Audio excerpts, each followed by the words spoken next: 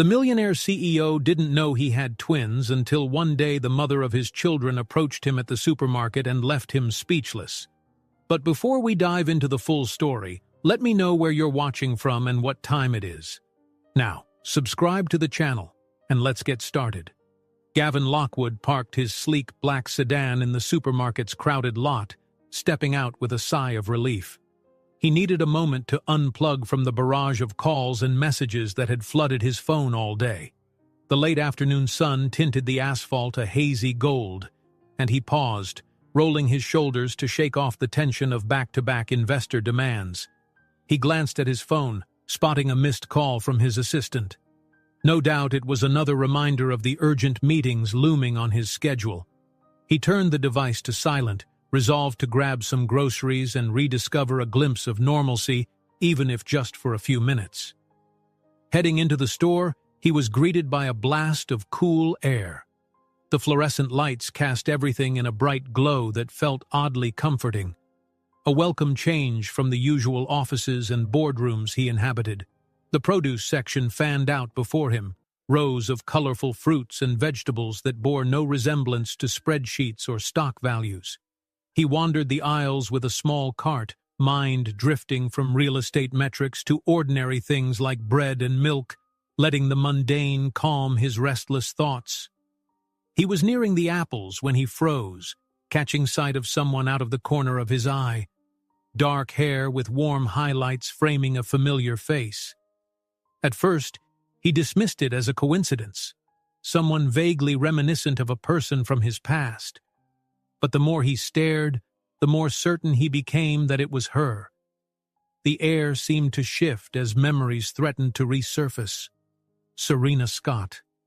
He hadn't uttered her name in ages, yet the recognition was immediate. She had been an exceptionally talented web designer at his startup, carrying an unwavering dedication he had admired from afar. They'd shared a brief, intense romance one chaotic summer, then parted ways just as swiftly. She'd resigned abruptly, no explanation, leaving him with a sense of unfinished business. And here she was, in a supermarket aisle, fiddling with cucumbers in her basket as if the universe hadn't just knocked the wind out of him. Gavin's heart began to pound. He considered leaving before she saw him. This was the last confrontation he'd expected, but something glued him to the spot. In the silence of his hesitation, she looked up. Their eyes met. She gasped quietly and nearly dropped the small stack of vegetables she was holding. "Serena?" he managed, taking a step closer. Her face paled. "Gavin." "Hi." They stood there a second longer than was comfortable, neither daring to move. Then, Gavin noticed two little girls peering out from behind Serena's legs, slender, golden-haired children who regarded him with matching sets of curious brown eyes. The sight of them triggered a strange rush of emotion he couldn't name. Maybe it was shock at seeing Serena with kids, maybe it was something else. He lowered his voice, painfully aware of the tension filling the aisle. You're living here? In town?" She nodded, words apparently stuck in her throat. "Just for a while. I needed somewhere quieter. Less." She seemed to search for the right phrase and then gave up with a helpless shrug. One of the girls tugged lightly on Serena's shirt. She murmured something too soft to catch, her bright gaze flicking from Gavin to her mother. The other child clung to Serena's arm, eyes wide, as though memorizing Gavin's face. Before he could think better of it, he crouched a little to address them. "Hello," he said softly, forcing a friendly smile. "I'm Gavin. Do you like shopping with your mom?" The closest girl looked away shyly. Her sister gave a tiny nod. Something about them stirred an unexpected familiarity in him. He couldn't put his finger on it, but it made him swallow hard. Serena placed a protective hand on each daughter's shoulder. "They usually enjoy it," she said stiffly. "But we're finished here, so maybe we should go." "Right," Gavin replied, a little stung by the abruptness in her tone. I've been meaning to. When you left, Her face clouded. "Let's not, okay? Not here." Gavin straightened, noticing for the first time a figure lurking near the cereal section, someone with a phone angled precariously in their direction. It took him a second to recall the face. Tim Bailey, a local reporter known for chasing juicy stories. The man had spotted Gavin on more than one occasion, usually sniffing around for a corporate scoop. Now he was creeping around the shelves of colorful cereal boxes, obviously capturing this tense encounter. Gavin shot Tim a warning glare, then turned back to Serena, speaking just loud enough for her ears alone. "That guy's a reporter. Let's step aside?" Serena's discomfort was tangible. The younger girl clung to her leg, the older one pressing close, their mother's anxious energy apparently seeping into them. They nodded warily, and the little group slid further down the produce aisle, away from the watchful lens. But Tim trailed after them, feigning interest in a stack of discounted cereal on an end cap. His phone rose intermittently, snapping photos. Gavin stiffened, mind scrambling for a way to shield Serena and the children from the intrusion. "Mom, who is he?" asked the shorter twin in a voice so pure it made Gavin's chest tighten. "No one, honey," Serena murmured, pressing a reassuring hand on her daughter's back. I think we have everything we need." Gavin nodded in agreement, eyes flicking over to Tim again. The reporter was still there, looking far too eager. "Serena," Gavin said under his breath, "is there somewhere else we can talk? I'm in a bit of a complicated situation, but I'd rather not involve the press." She bit her lip, weighing her response. The flush in her cheeks suggested she might have a complicated situation of her own. "Look, Gavin," she began, her tone apologetic yet firm. "I'm not sure if this is the right time. I have enough on my plate and—" He couldn't tear his gaze from the twins, standing side by side, identically wide-eyed. Are these your daughters?"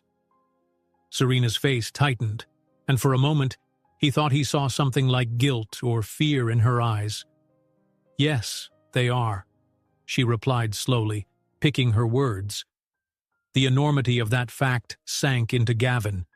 He remembered an intense weekend trip to pitch a client, the two of them brainstorming designs late at night, how Serena's creative spark had drawn him in.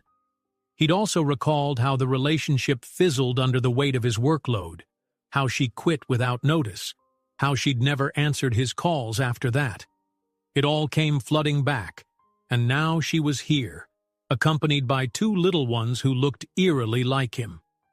He pushed that thought aside for now. Instead, he forced a neutral expression, even though 1,000 questions buzzed in his mind. I understand." A flash interrupted the moment. Tim Bailey was lifting his phone again, a triumphant grin on his face. The reporter must have sniffed out the tension between them, and maybe he'd overheard just enough to sense a juicy lead. Exasperation lit a spark in Gavin. He strode a few paces in Tim's direction, voice low with controlled anger. "Can you back off?" Tim shrugged.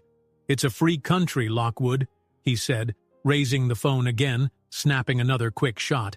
"Besides, any interesting story about you is news. I'm just doing my job." Serena stiffened, her grip tightening on her grocery basket. The twins mirrored her unease, shifting closer to her, and Gavin realized this was spiraling into exactly the kind of scene he'd hoped to avoid. The last thing he wanted was a public showdown, especially with two frightened kids in the crosshairs. A store employee ambled over, sensing the commotion. "Is everything all right here?" he asked, eyebrows knit with concern. A few onlookers slowed their carts, curious about what was unfolding. Gavin took in a tense breath. "Yes, sorry, just a minor misunderstanding." Tim made a show of adjusting his phone, turning it off. "We're all good," he said, flashing a disarming smile. Serena, wanting no part of this, motioned for her daughters to follow.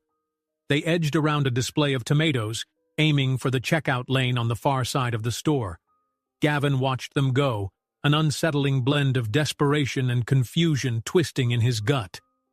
He knew if he didn't take charge now, he might never get the answers he needed. About Serena's abrupt departure, about those precious little girls. Yet he couldn't exactly chase after them with Tim still prowling. He glanced back at the reporter who stood fiddling with his phone, an infuriating smugness about him.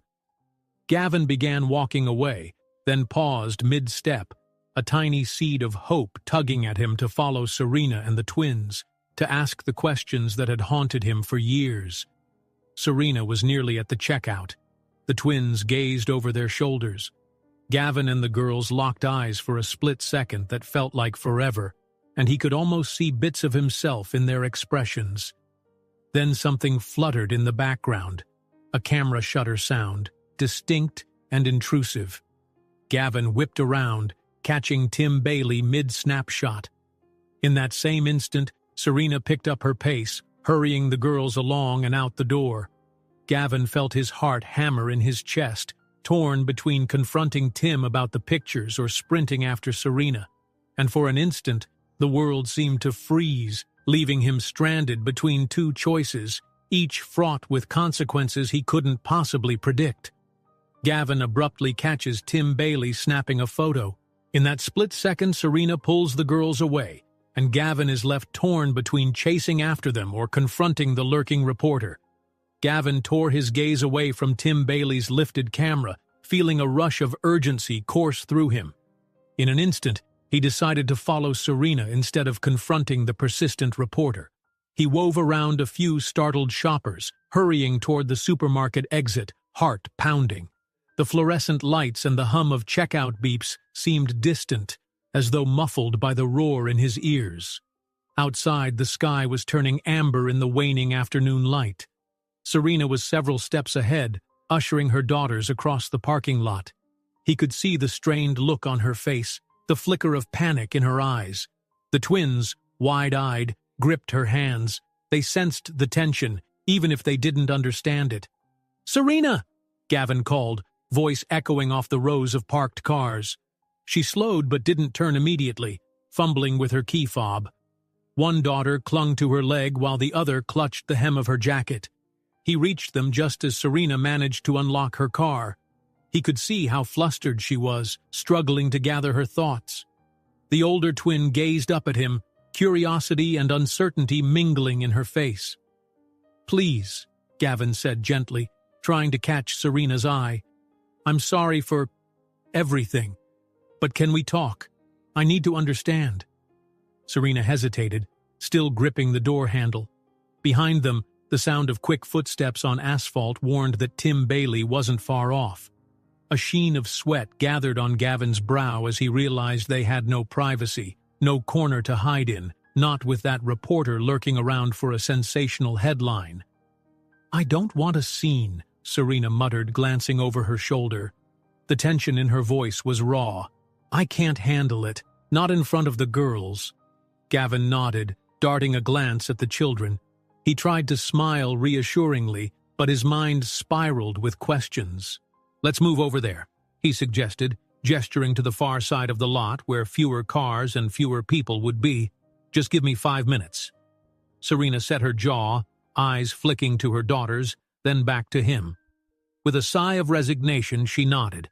"All right, 5 minutes." Gavin cast a quick look behind them. Tim was pacing near the supermarket entrance, his phone at the ready. The man wore a smug smirk, like he'd already sniffed out a big scoop.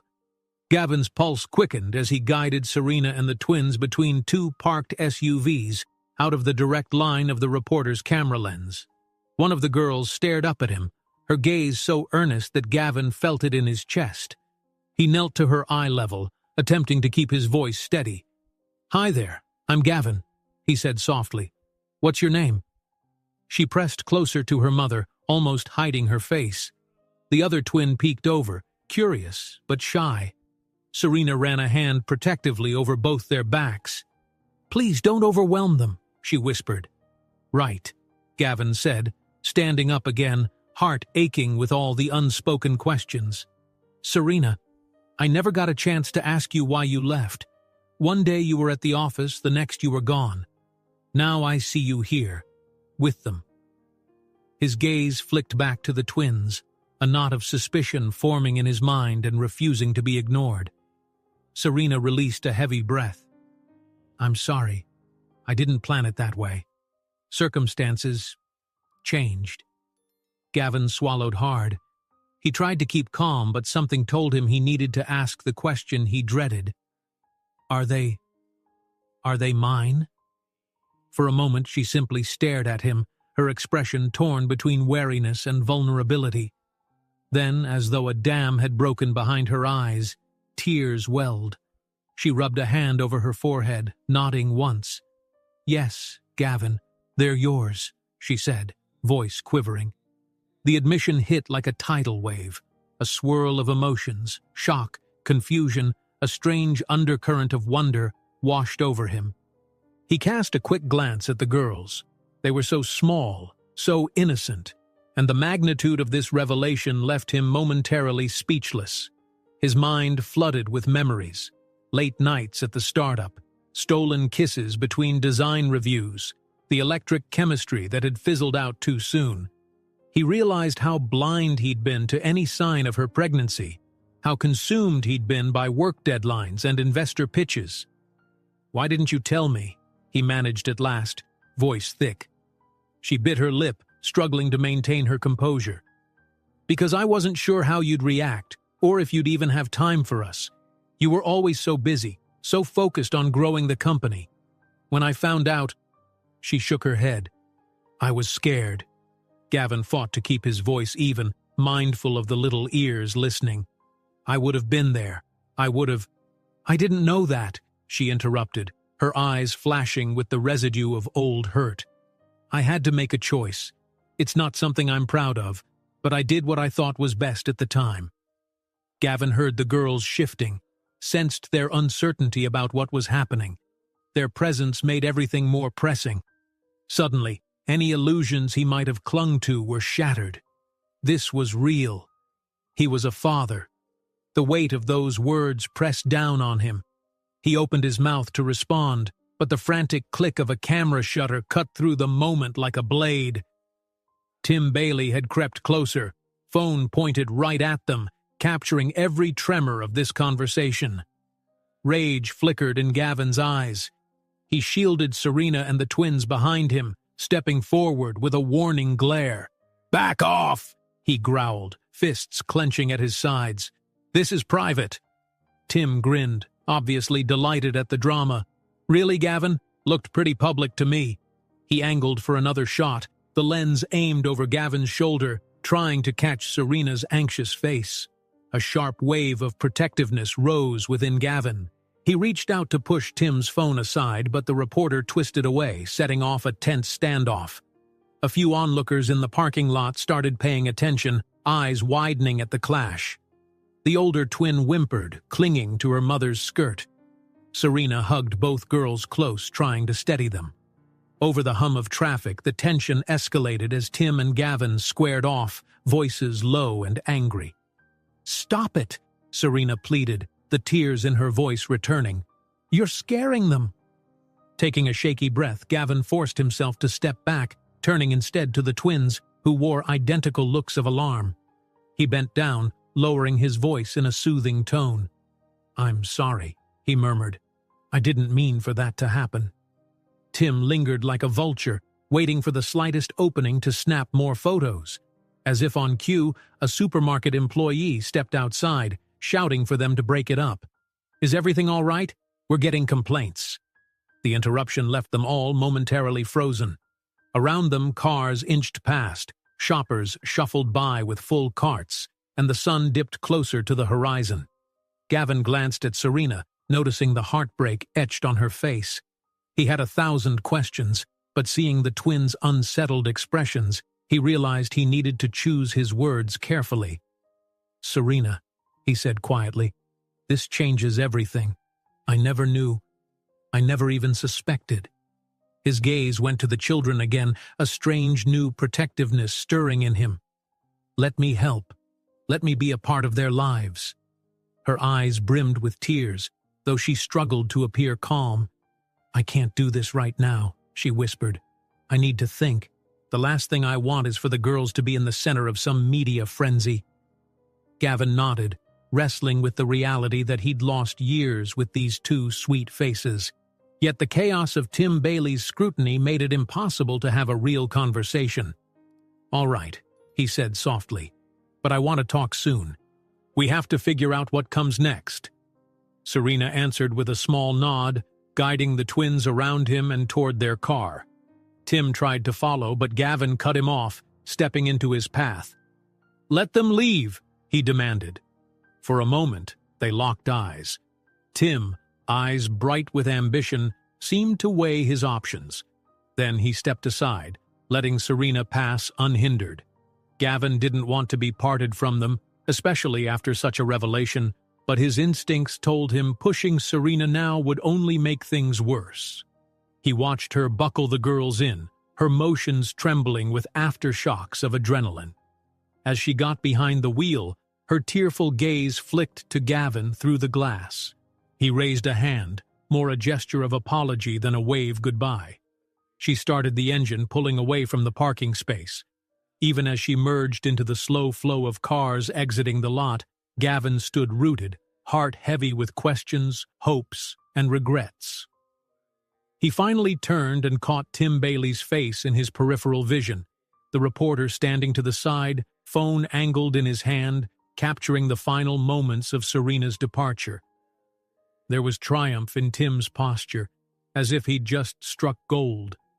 A chill of dread raced through Gavin, the weight of potential scandal settling in. The sound of Serena's car engine faded into the distance. She and the twins were gone, leaving Gavin alone in the parking lot beneath an orange-streaked sky. He exhaled a shaky breath. His whole reality had flipped upside down in a matter of minutes, and the consequences were only just beginning.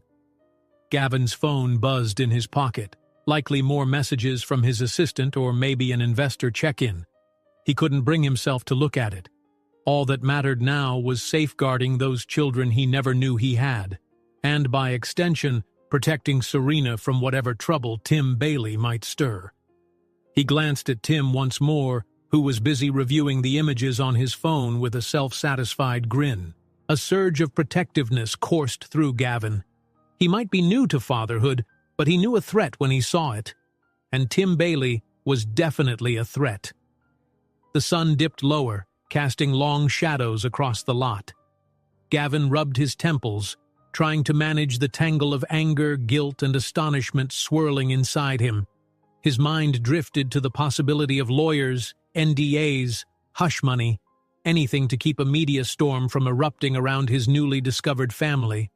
But a deeper pang inside him recognized the simple, undeniable truth. These were his daughters, and he wanted nothing more than to be in their lives. He stood there, lost in thoughts, until the last trace of Serena's taillights vanished. That one moment had fundamentally changed everything, and now he was left with more questions than answers.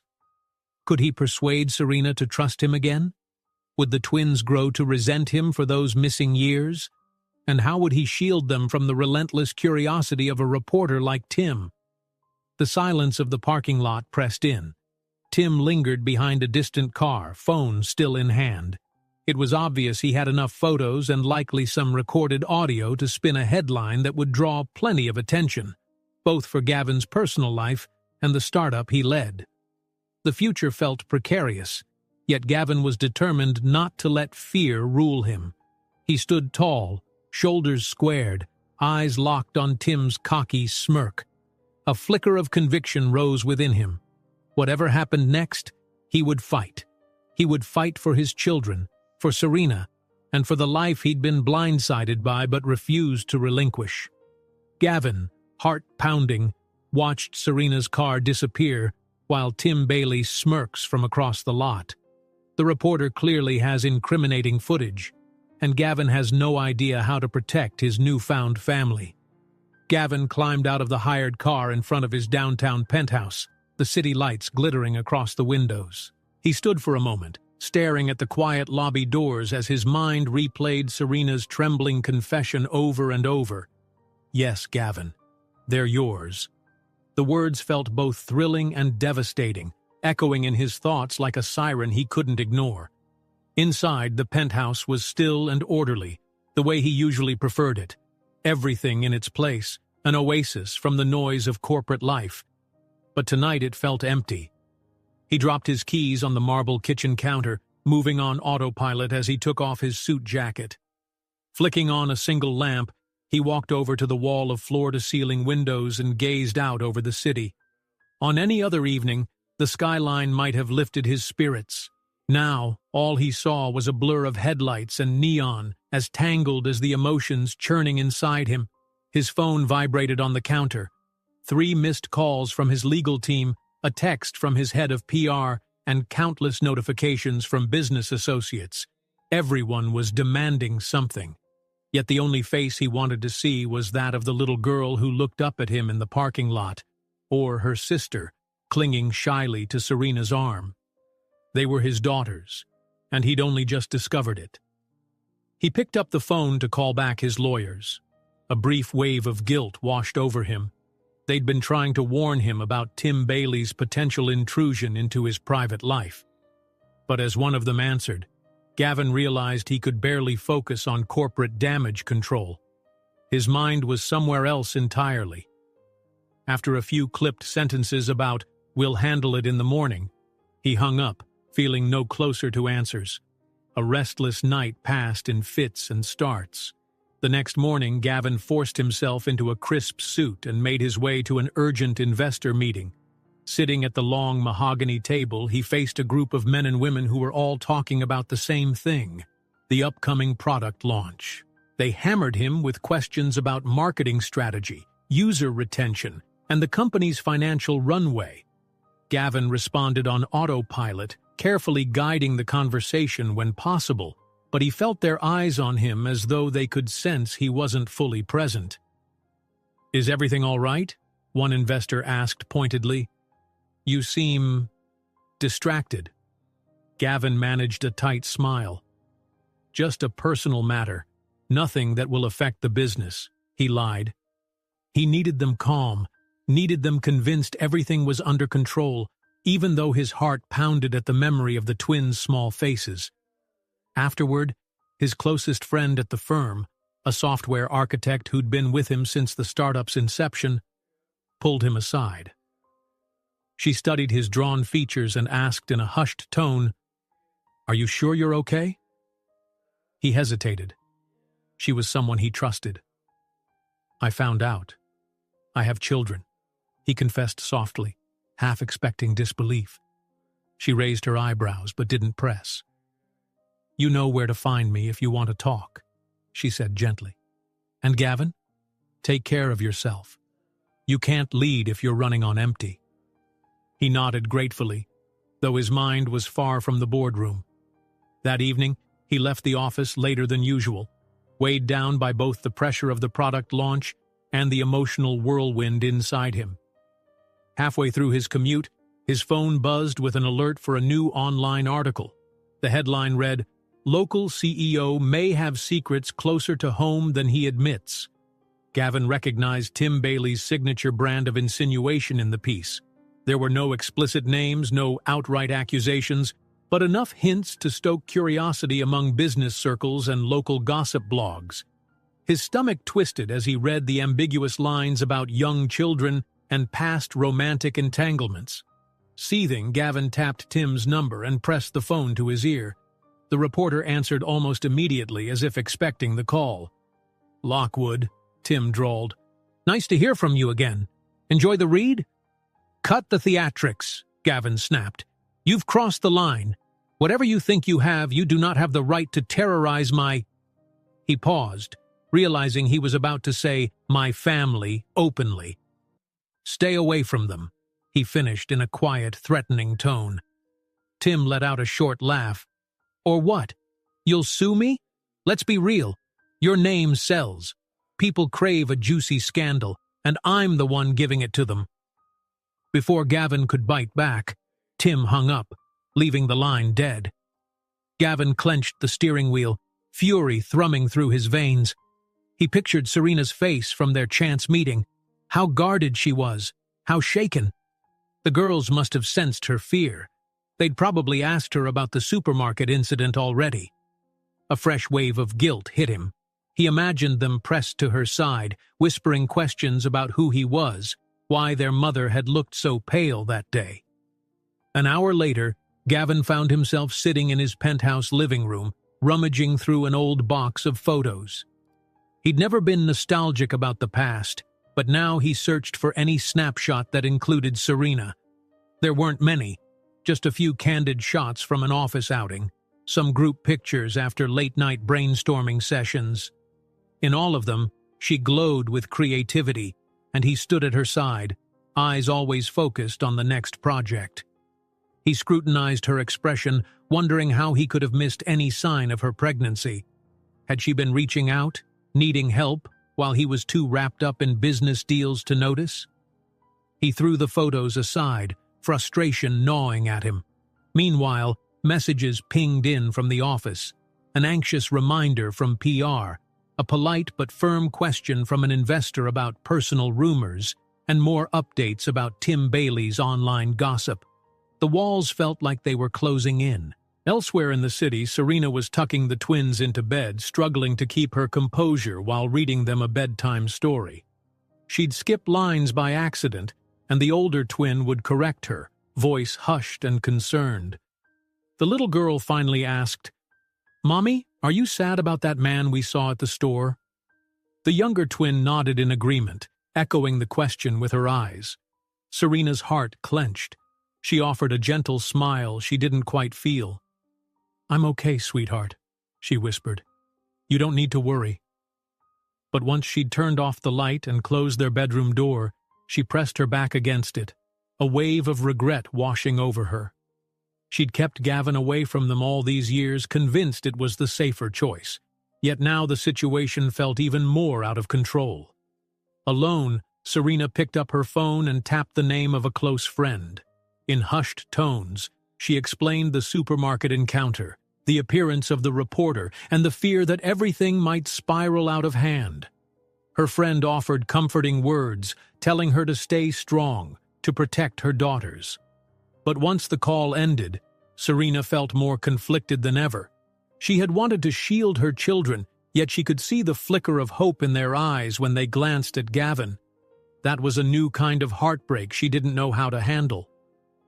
While Serena wrestled with her thoughts, Gavin restlessly drove near her neighborhood. He considered stopping by, but he couldn't bring himself to intrude. It was late, and she deserved her space. Even if part of him wanted to pound on her door and demand she let him be the father he should have been all along. He sat in his car for a while, staring at the dimly lit windows of the nearby houses, wondering which one might be Serena's. He finally pulled away, returning to the city, a swirl of shame and longing roiling in his chest. Fatherhood wasn't something he'd planned, but now that he knew, he felt oddly certain he wanted to embrace it. The old drive to solve problems, the same ambition that made him a formidable CEO, now fueled his determination to do right by those two little girls. But the paparazzi presence complicated everything. Tim Bailey, with his camera and his prying questions, haunted Gavin's every move. The next morning, as he arrived at his office, Gavin caught sight of the reporter loitering across the street, snapping pictures every time Gavin so much as opened his car door. The tension in the building was palpable. Employees whispered, the rumor mill churned, and everyone seemed to be waiting for the other shoe to drop. Gavin pressed through it, greeting his anxious assistant and forcing polite smiles. He locked himself in his office for an hour, phone in hand, trying to muster the courage to call Serena again. He'd tried reaching her the night before, but she hadn't picked up. Now, with the swirl of possible scandal growing, he knew he had to act. If she doesn't let me help, if she disappears again. He couldn't even finish the thought. He took a steadying breath and dialed her number. It rang once, twice. He closed his eyes, half convinced she'd ignore him again. But then there was a click, and her voice, soft, hesitant, still reeling from recent events. "Serena," he began, trying to keep the tension out of his tone, "please, I need to see you. We have to figure out what's best for our children." His heartbeat was thunderous in his ears, a surge of emotion coursing through him. For a moment she said nothing, and he wondered if the call had dropped. Then he heard her exhale. "I know," she said. "We can't pretend this isn't happening. But I'm worried. About them. About Tim Bailey. Everything." The vulnerability in her voice only sharpened Gavin's resolve. "I understand," he answered, trying to sound reassuring. "I can't promise the press will just go away, but I can promise to protect you and the girls as much as I can." A subtle rustle came through the line, maybe Serena pacing on her end.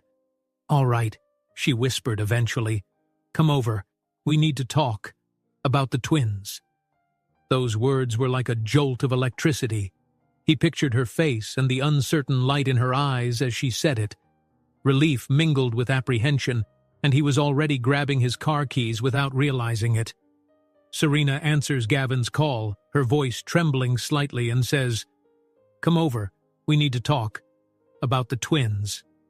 A wave of anticipation surges as Gavin heads toward her apartment, uncertain of what he will hear. Gavin pulled up in front of the low-rise apartment building just as dusk settled over the neighborhood. A few children played in the courtyard, their laughter mingling with the soft rustle of a nearby tree. He shut off the engine and checked the address Serena had given him, feeling a tightness in his chest that had nothing to do with business. He was on his way to see the twins again, to piece together the puzzle of what had happened years ago. He climbed the worn concrete steps to her floor, the fluorescent hall light flickering overhead. The place was far from the luxury he was used to, yet it radiated a warmth he couldn't quite define. He reached apartment 4B and knocked gently. A moment later the door opened to reveal Serena, hair pulled into a loose ponytail, eyes tired but resolute. "Hi," Gavin said, trying to keep his voice steady. "Hi." She paused, then stepped aside. "Come in." He entered a small living room with a faded couch, a few scattered toys, and a simple wooden coffee table. The scent of freshly brewed tea lingered in the air. It felt cozy, lived in, a sharp contrast to his sterile penthouse. He glanced around, noticing pastel drawings pinned to the fridge and a child's painting taped crookedly on the wall. A little piece of him smiled at these domestic details, though his nerves remained on edge. "I made some tea," Serena offered, gesturing toward the kitchen. "I hope that's all right." Gavin nodded, removing his jacket. "That sounds good." She led him to the small kitchen table, where 2 cups of tea steamed in mismatched mugs. They sat down, silent, stretching for a moment, as though both were searching for the best way to begin. Eventually, Gavin cleared his throat. "Thank you for letting me come." She nodded, folding her hands around the warm mug. "I didn't know how else we could talk. It was getting complicated." "Complicated is putting it lightly," he said with a weary chuckle. "Between my investors breathing down my neck and Tim Bailey circling like a shark, I don't want the girls caught in the crossfire." At the mention of the twins, Serena tensed slightly. "They're in their room, coloring. I told them I'd introduce you properly later if that's okay. I wanted us to talk first." Gavin's heart thumped. He realized he was both terrified and thrilled by the prospect of meeting them under calmer circumstances. "Sure," he agreed. Serena took a sip of tea. A flicker of memory passed over her features and she began, "I found out I was pregnant not long after I left the company. I panicked. You'd just closed a round of funding, had so much riding on you. I thought telling you would only add to your stress. I was scared you'd shut me out or see me as a burden." Gavin bowed his head, remembering how consumed he had been by the business at that time. "You could have told me," he said softly. "I might have handled it differently, but I would have tried to be there." "I regret not giving you the chance," she admitted, eyes downcast. "Once the twins were born, life got harder. Lots of medical bills, sleepless nights. My design work was freelance only, and every time I considered reaching out, I saw the headlines about your success, how the company was thriving, how unstoppable you were. It made me feel like I'd done the right thing to let you focus." A pang of guilt twisted in Gavin's chest. He should have reached out when she vanished, found out what was going on, instead of burying himself further in deadlines. "I'm sorry," he murmured. "I never wanted you to deal with all of that alone." Serena nodded, her gaze flicking to the doorway that led to the twins' room. "They're good kids, smart, curious.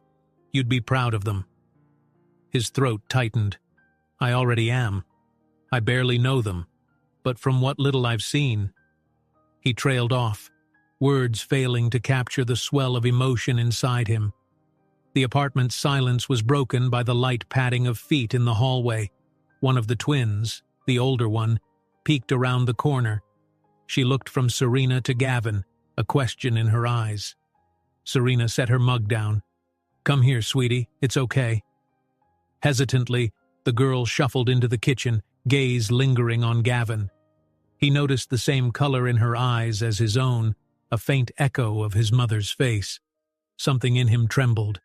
"Hi," she whispered, voice small but direct. Gavin smiled gently. "Hi there." Serena explained quietly.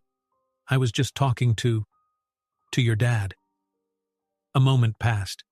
The little girl opened her mouth in surprise, glancing at him more intently. Gavin saw a wave of recognition, though he doubted she understood the entirety of it yet. Then the girl turned and ran back to the hallway, returning a second later with her sister. The younger twin clutched a crayon in one hand, curiosity lighting up her face as she sized him up. A subtle hush filled the kitchen. Gavin felt an ache in his chest, realizing he wanted nothing more than to scoop these two into his arms. But he didn't know if they were ready, and he glanced at Serena, seeking a silent cue. She offered a nervous smile. "Girls, this is Gavin," she said, careful not to overload them. "He'd like to get to know you both, if you're okay with that." The younger one nodded shyly, stepping closer while her sister hovered protectively behind. Gavin crouched to their level, noticing how small and delicate they were. "I'm happy to meet you," he said, voice trembling slightly with emotion. The younger twin studied him a second, then reached out, handing him the crayon. He took it gently, as though it were precious.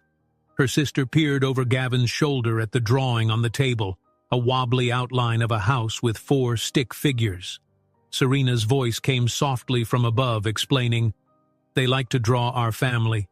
I guess now it makes a little more sense for them to include you too." Gavin swallowed the lump in his throat. "I'd like that," he whispered. "I'd like to be part of your picture." Serena blinked back tears, drifting into a quiet moment that spoke louder than any confession. They all stayed like that for a heartbeat, Gavin kneeling, the girls eyeing him with curiosity and half smiles, Serena watching with guarded relief. Eventually, she guided the twins back to their room, promising they'd all talk more soon. Gavin returned to the table, heart racing from the surreal encounter. He felt an overwhelming protectiveness, not just over the girls, but over Serena as well. Whatever had gone wrong, however they'd failed each other in the past, he was determined to do better now. The moment was cut short by the buzz of Serena's phone. She glanced at the screen, frowning. "It's Tim," she muttered, face tightening. "He's been calling non-stop. I stopped answering." Gavin tensed. "He's relentless," he said. "It's not just about pictures or gossip. He smells a big story, and someone might be pulling his strings. I'm worried about you and the girls." Serena folded her arms, doubt flickering in her eyes. "That's exactly why I stayed away from you in the first place." "I know," Gavin said, the guilt creeping back in, "but I won't let them get to you. If we work together, maybe we can keep the girls safe. We can figure out co-parenting without feeding the tabloids." She watched him carefully, as though assessing if this was the same workaholic boss she once knew. His eyes shone with resolve, and she found herself believing in his sincerity. "All right," she conceded. "We can try to sort this out, but I'm not risking my daughter's well-being for anything. Not your company? Not your reputation. Nothing. Gavin nodded, understanding the weight of her words. He rose from his seat, picking up his jacket as Serena followed him to the door. His gaze flicked to the twins' bedroom, where faint giggles from behind a half-closed door gave him hope. "Thank you for letting me in," he murmured. "I promise I won't take this second chance for granted." She gave a tight but genuine nod. "I'll hold you to that." He stepped out into the hallway and paused, looking back. The soft light from the apartment cast a warm glow on Serena's features, making him marvel at how much had changed since the last time they'd spoken. He felt a flicker of something, an echo of the affection that once drew him to her. But it was tangled with regret and a fierce desire to protect what they had created together, those two bright, innocent children. "Let me know if anything happens," he said, adjusting his jacket. "Tim Bailey or anyone else, if you feel threatened in any way." She nodded. "I will." Then she closed the door gently. Gavin turned down the hallway, nerves still buzzing from the weight of that conversation. Each step felt like a move closer to the life he should have known long ago. He made it down the building's front steps and onto the sidewalk, the evening sky tinged with purple overhead. A sense of relief battled with the anxiety swirling in him. He couldn't shake the feeling that Tim was lurking in the shadows somewhere, waiting for his next opportunity to pounce. Sure enough, as Gavin approached his car, he caught a flash from the edge of his vision. Across the street, a dark sedan idled, headlights off. A silhouette sat behind the wheel, raising a camera just as Gavin glanced over. A bright flash blinked in the darkness, igniting a flare of anger and dread in Gavin's stomach. A quick snapshot's flash from Tim's car windows startles Gavin. It's clear the reporter has fresh material that could blow everything wide open. Gavin sank behind the wheel of his car, pulse racing as he watched the flash fade across the street. Tim Bailey's dark sedan pulled away, headlights off, vanishing into the night. For a long moment, Gavin sat in silence, the engine idling. A deep fear for Serena and the twins hollowed out his chest. The reporter was growing bolder by the day, no longer content to linger on the fringes for photographs. He was brazenly stalking them. He exhaled slowly, then pulled out of the neighborhood. On the ride back to his penthouse, he tried to settle his thoughts, but every time he imagined Serena and the girls, he felt that cold prickle of worry again. Had Tim found them so quickly, just by following Gavin? Did he already know where the twins went to school? A sick sense of dread began to twist through him. Gavin got home to a barrage of messages. Most were from his company's board members, urgent and insistent. He scrolled through the notifications until one investor's text in particular caught his attention. "We need to speak first thing tomorrow. Negative press is building." Slumping onto his living room couch, he flipped on the news. His heart pounded when he caught a glimpse of Tim Bailey on the local station, crouched outside a city office building, microphone in hand, giving an interview. The scrolling caption teased, "Scandal, secrets, and a high-profile CEO." Although the segment cut away before revealing details, Gavin could guess where it was heading. He switched the television off, frustration tightening his jaw. Someone was fueling Tim's zeal for a story. This ran deeper than a nosy reporter sniffing out personal drama.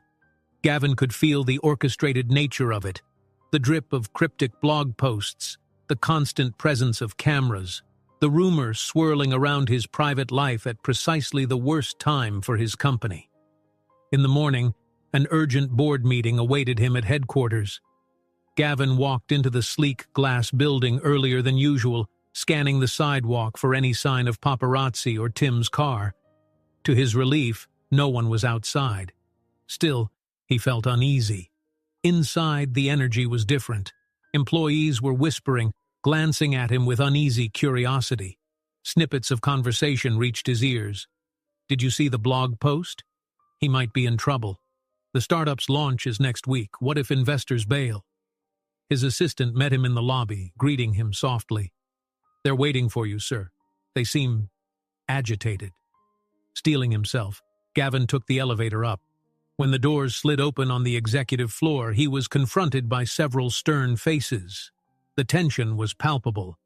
A senior board member cleared his throat. "Gavin, we need an update. The speculation around your personal life is increasing and it's threatening our new product launch. Some major investors are jittery about negative publicity."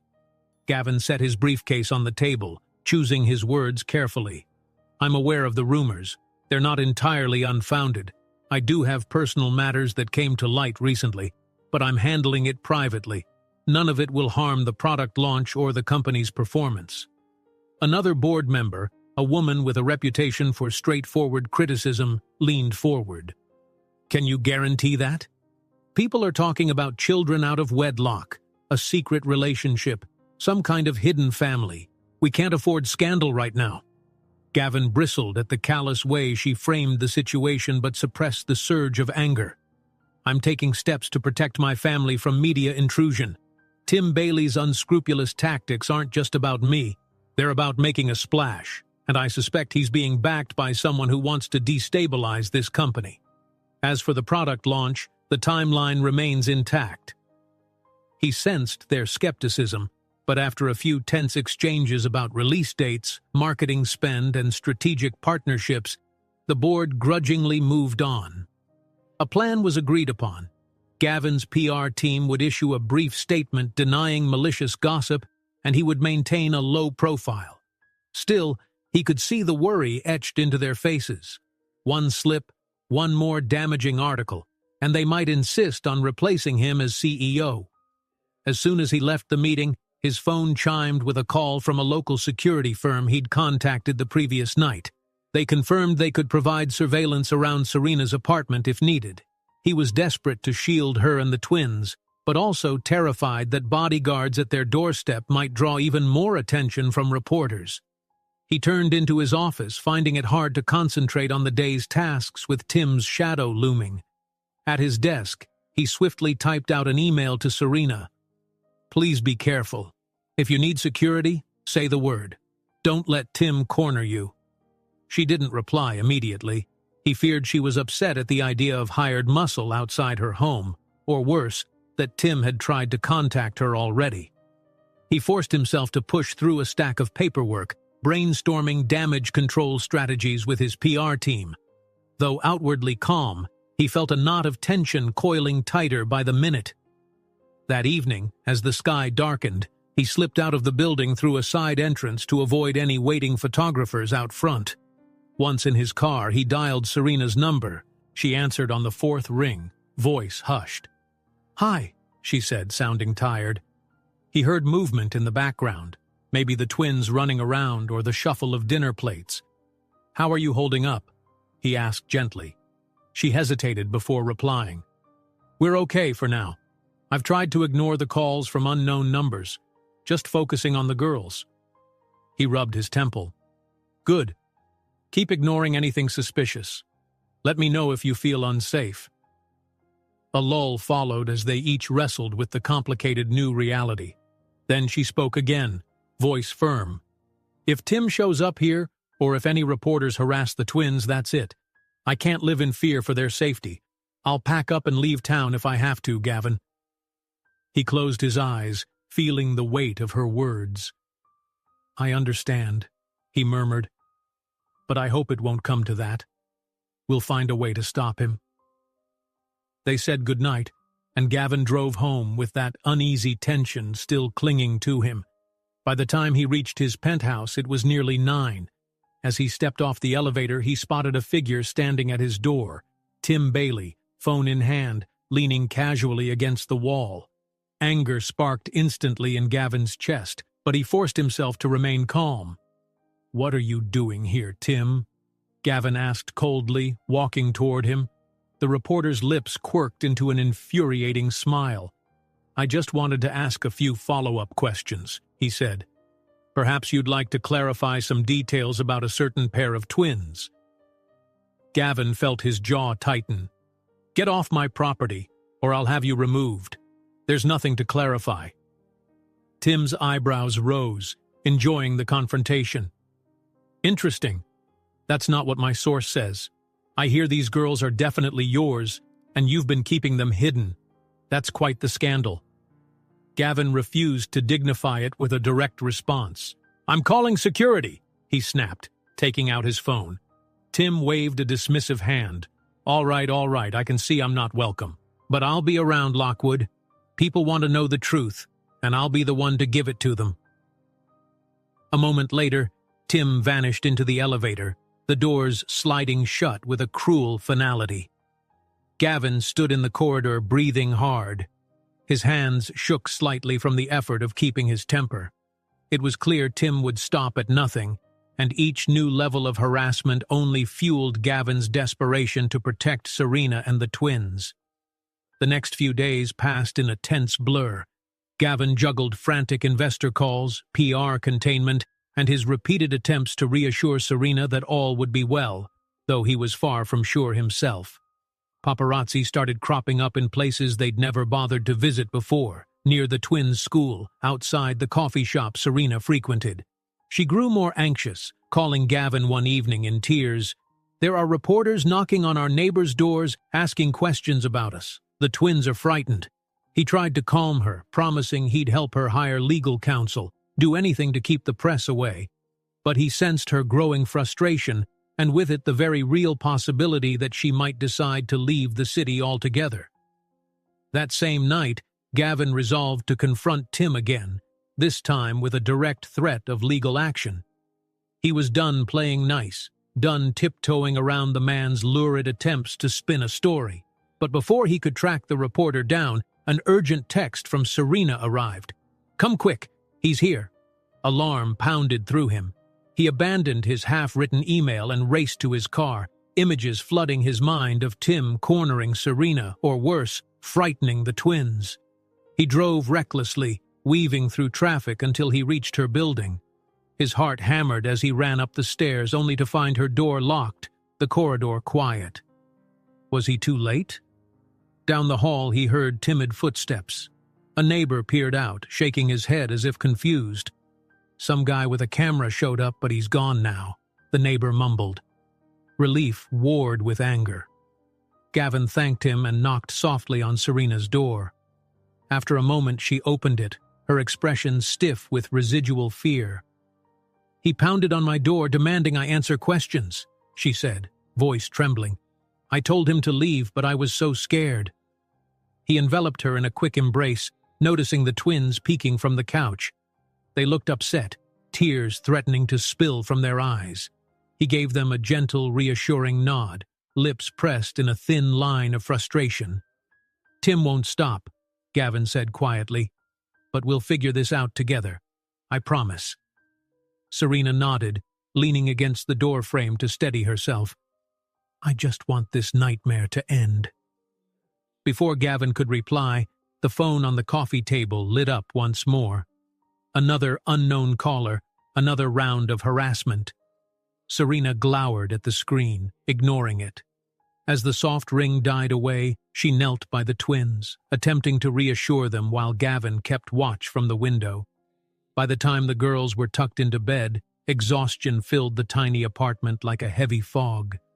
Gavin lingered at the kitchen table, flipping through security firm brochures and legal contacts. Serena joined him, hair pulled up in a messy bun, eyes red-rimmed. "We can't live like this," she whispered. "I don't want them afraid every time the doorbell rings." Gavin squeezed her hand. "I'll talk to the lawyers. We'll file a restraining order if possible, and I'll find out who's funding Tim. He can't be acting alone." Serena nodded. She started to thank him but was cut off by the sudden insistent buzz of the doorbell. They both froze, exchanging alarmed glances. The twins stirred in the other room. One of them called, "Mommy?" in a worried voice. "It's okay," she called back, swallowing hard. She looked at Gavin, dread pooling in her eyes. "Could you stay here with them, just in case?" He rose to stand by the hallway, bracing himself for yet another confrontation. She approached the door quietly, heart hammering, half hoping it might be a neighbor with a misplaced package or even Gavin's security detail. She pressed an eye to the peephole. No friendly face. Carefully, she unlocked the chain and cracked the door. Tim Bailey leaned in the doorway, camera in hand, smirking. "Evening, Serena. Care to give me a statement?" Serena's doorbell rings. She opens it cautiously, expecting Gavin or a neighbor, only to find Tim Bailey, leaning against the frame, camera in hand, demanding a statement right then and there. Serena's heart pounded the instant she recognized Tim Bailey's smug face. There he stood, bold as ever, his camera raised and flashing. He leaned against the frame of her front door like an uninvited guest who knew he couldn't be turned away. In the living room behind her, Gavin stood tensely, ready to intervene. The twins were further down the hall, their small voices hushed as they sensed the commotion. Tim gave Serena a mocking half-smile. "Got a minute?" he asked in that goading tone that made her chest tighten. He peered past her as if expecting a dramatic scene. "I'm looking for a statement regarding Mr. Lockwood's latest claim. It seems your daughter's—" "Stop it," Serena interrupted, voice trembling with anger. She held the door only a few inches open, determined not to let him see or approach the twins. "You need to leave. Now." Tim made no move to step back. "Why so tense? I'm sure the public would love to hear your side of the story." From the hallway, Gavin drew closer, every muscle rigid with protectiveness. "You heard her," he said quietly but firmly. "Leave." Tim glanced toward him and shrugged as if this were a casual visit. "I'm just doing my job, Lockwood. People talk, I dig, no reason to make it personal." Serena shot him a glare. "You show up at my door with a camera after dark. That's as personal as it gets." Tim sighed theatrically, clicking his camera off and slipping it into his jacket pocket. "I could have run this piece a long time ago, but I'm trying to be fair. If you'd answer my questions, maybe we could clear everything up." Gavin placed a hand on the door, gently pushing it closed. Tim took a half step back, though he still wore that smug expression. "We have nothing to say to you," Gavin warned. "Unless you want a restraining order, I suggest you keep your distance." Tim raised both hands in feigned surrender, as though Gavin were overreacting. "All right, have it your way. But this story's not going away just because you don't like me asking questions." Then he added quieter, "And if you think I'm the only one digging around, you're sorely mistaken." Serena felt a chill ripple over her. "What's that supposed to mean?" Tim smirked. "You'll see," he said, then pivoted on his heel and strolled down the hallway. He didn't bother looking back, confident they couldn't stop him. Serena stood there with her hand gripping the doorknob, knuckles white. Her breath came in short bursts, and she fought the urge to collapse from the mix of fear and anger. Gavin eased the door shut and bolted it. "It's okay," he murmured gently. "He's gone." She shook her head, forcing herself to breathe. "He won't give up, and he's not alone in this. Who else is behind him?" Gavin could see the terror in her eyes. He tried to steady her, pulling her into a brief, awkward hug. "I'll find out," he promised, "but you and the twins won't face him alone. Not anymore." From the living room, one of the twins called out, "Mommy, what's happening?" Her small voice cracked in worry. "Just stay there, sweetheart," Serena answered, unclasping herself from Gavin. She went to comfort her daughters, pulling them close on the couch.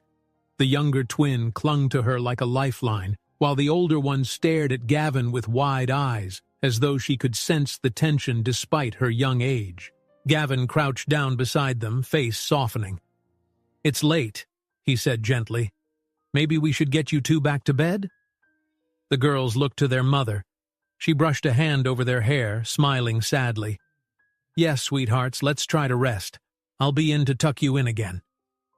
They nodded reluctantly and shuffled off to their bedroom, still glancing back at Gavin. He stayed on the floor, elbows on his knees, processing the surge of emotions. The quiet footfalls of the twins disappeared behind a door, leaving him and Serena in an uneasy hush. Serena sat heavily on the arm of the couch. "He knows where we live. He's determined to paint a picture of some scandal. I don't know how much more I can take." Gavin stood and rubbed the back of his neck. "We need a better plan. Security, legal options. Something. You shouldn't have to do this alone. She nodded, her eyes turning hollow with exhaustion. I know, but I'm afraid more people will just escalate things, bring more attention on the girls. He understood her worry. Bodyguards or any overt sign of protection could make the paparazzi swarm like sharks to blood. The only solace was that Tim Bailey had left, tonight at least. They exchanged a few more words, forging a tentative plan to call his legal team in the morning. Then Gavin said a quiet goodnight, slipping out the door while the hallway was empty. He refused to let Tim rattle him further, but fear and anger gnawed at him as he drove home. The next day, Gavin found himself back in the thick of corporate fires. He entered his office to find a colleague waiting anxiously. The board wants an update on the product timeline, she said in a hushed tone. They're spooked by these rumors. Gavin forced a curt nod. I'll handle it, he replied, stepping into a conference call with leading investors. Voices overlapped with pressing questions. Are you still committed to the launch? Should we postpone until negative press subsides? Is there risk of a lawsuit from this alleged mother? He gave measured, reassuring answers, all the while haunted by images of Serena's anxious face and Tim Bailey's camera flashing in the hallway. As soon as he ended the call, Gavin dialed his PR representative. They discussed strategies for controlling the story, a potential statement claiming the issue was private, a denial of any wrongdoing, but every suggestion felt hollow. This wasn't just a rumor. There were real people, real children, at stake. After lunch, he met with a lawyer to explore restraining orders. The process sounded lengthy. It'll buy some time, the lawyer explained, but if Tim is well funded by someone else, he can sidestep direct confrontation and keep digging. Gavin left the meeting frustrated, imagining Tim lurking around corners, camera ready. Across town, Serena tried to maintain normalcy for her daughters. She walked them to school, trying to appear cheerful as she pointed out bright flowers or joked about silly traffic noises.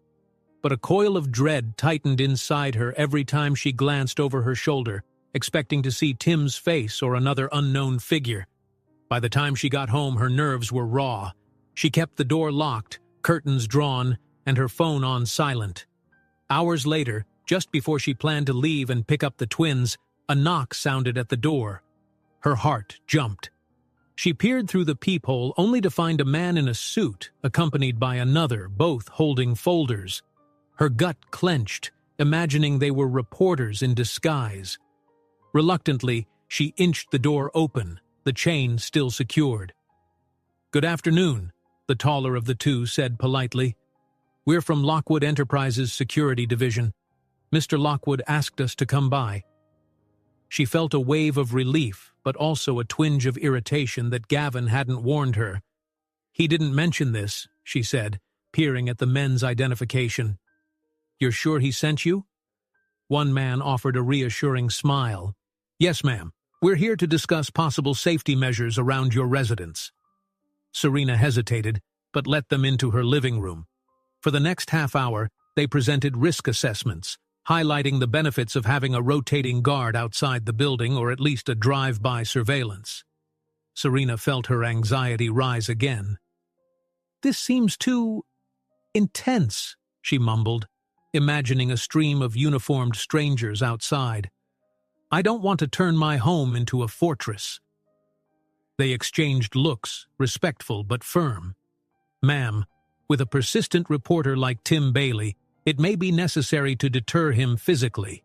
Our approach is discreet. We wouldn't announce ourselves." She closed her eyes, thinking of the twins. Discreet or not, cameras had a way of capturing everything. "I'll think about it," she said, escorting them out. As she shut the door behind them, she let out a shaky breath. Even if their presence could provide a buffer, the cost of that sense of safety might be a barrage of new gossip. Tim would label her paranoid or claim that Gavin was intimidating the press. Later, after she picked up the twins from school, Serena lingered near the gates, scanning for cameras or lurking strangers. The girls, oblivious to the deeper tension, prattled on about their day, colorful drawings, new songs they'd learned, the friend who shared cookies at lunch. She squeezed their hands, grateful they could still enjoy the innocence of childhood despite the chaos swirling around them.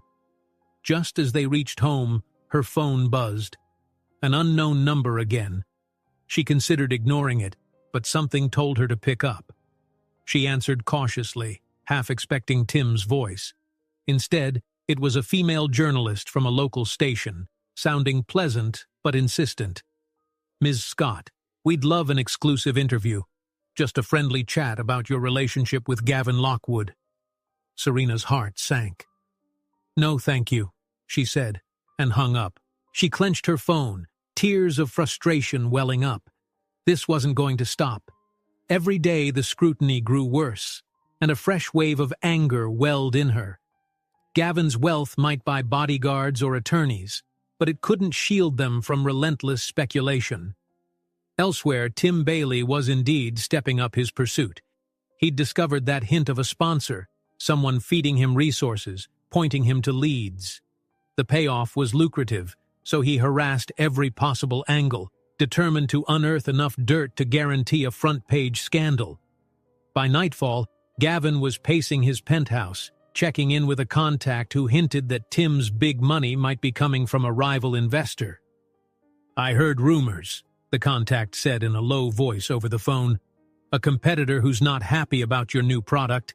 Maybe they think if they stir up personal drama, your launch will crash." Gavin felt a flare of anger. It wasn't just about exposing his fatherhood to the world. It was an orchestrated attack on his entire livelihood. "I need proof," he muttered. "Otherwise, Tim and his backer can keep twisting the knife indefinitely." He ended the call and tried to breathe. He thought of Serena, how the stress weighed on her. He longed to see the twins again without fear of a camera in their faces. At that moment, his phone rang. Glancing at the screen, his stomach dropped when he saw Serena's number. "Serena?" he answered swiftly. Her voice sounded frantic, laced with panic. "Gavin, thank God," she whispered, almost breathless. "Something just happened. The girl's bedroom window was pelted by stones, and when I looked outside, I found a threatening note taped to the building door." Her voice cracked, tears threatening to erupt. "I can't do this anymore. I'm taking them away." Gavin drove through the night with only one thought hammering in his mind. Serena was about to disappear again, and this time he might not be able to find her. The tires hummed against the asphalt as he wove through darkened streets, ignoring traffic lights that seemed too slow. Headlights reflected off windowed storefronts, casting fleeting shadows across the passenger seat.